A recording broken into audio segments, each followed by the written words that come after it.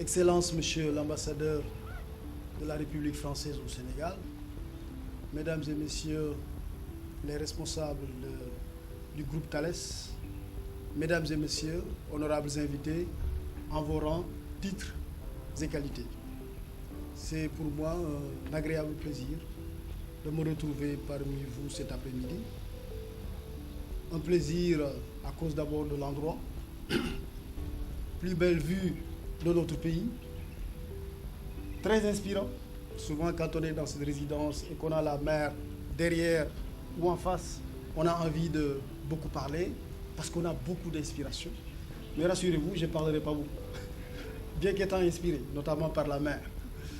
Vraiment, je voudrais, au nom de son Excellence M. Macky Sall, président de la République du Sénégal, vous délivrer ici le satisfecit de l'État du Sénégal quant à la réalisation de votre projet. Ce projet est d'une importance capitale pour l'État du Sénégal pour au moins 3 raisons. La première, c'est que c'est un projet qui promeut la citoyenneté numérique. Aujourd'hui, tout est numérique. Le citoyen qui n'est pas numérique est un citoyen passif. Je remonte à la fameuse distinction des Emmanuel Siès entre le citoyen actif et le citoyen passif.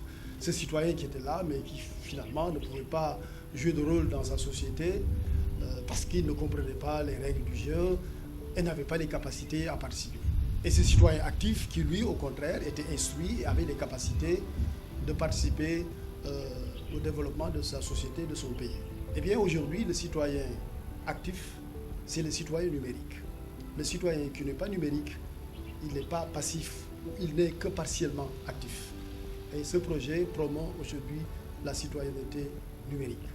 La citoyenneté numérique aussi, c'est comprendre les opportunités, les enjeux du numérique et pouvoir se servir aussi du numérique à bon escient. Parce que le numérique aussi n'a pas que des aspects positifs, il a aussi des aspects négatifs. C'est pour ça qu'aujourd'hui d'ailleurs, le gouvernement du Sénégal, à l'instar de beaucoup de pays d'ailleurs, est très soucieux de la régulation, par exemple, des réseaux sociaux. Parce qu'orienté vers la volonté de faire en sorte que les citoyens comprennent les opportunités du numérique et se servent positivement du numérique et non se servent du numérique pour nuire à la société ou bien nuire à autrui. Donc ça, c'est le premier aspect qui intéresse beaucoup l'État du Sénégal et qui explique son intérêt pour ce projet. Et le deuxième aspect, c'est l'employabilité. Parce qu'aujourd'hui, l'enjeu majeur de tous les pays, encore plus pour les pays africains et pour le Sénégal, c'est de trouver des emplois pour les jeunes. Et aujourd'hui, le numérique est un pourvoyeur d'emplois. Quand on sait, évidemment, saisir les opportunités qu'offre le numérique. Et l'État du Sénégal est dans cette perspective. S'il y a une stratégie nationale du numérique, ici, très tôt, on a évoqué la fracture numérique. C'était déjà il y a quelques années, c'était d'ailleurs à l'époque du président Wade. Et le Sénégal aussi a fait beaucoup d'efforts pour contribuer à la réduction de cette fracture numérique. Aujourd'hui, le niveau de connectivité est plus important au Sénégal que dans beaucoup de pays d'Europe ou d'Amérique latine. Et ça, on le doit aussi, pas seulement à l'État du Sénégal, mais aussi au génie un peu du peuple sénégalais.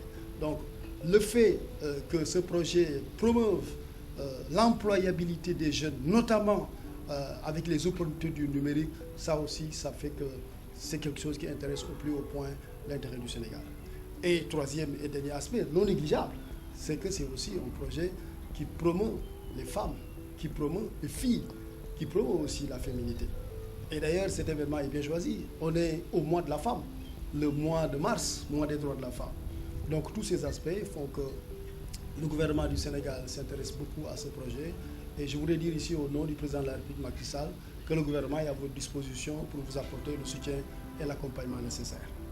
Je vais donc terminer en souhaitant à toutes et à tous de profiter des quelques minutes ou des quelques heures que nous avons dans cette résidence pour bien voir la mer, notamment Gorée derrière nous. Je vous remercie.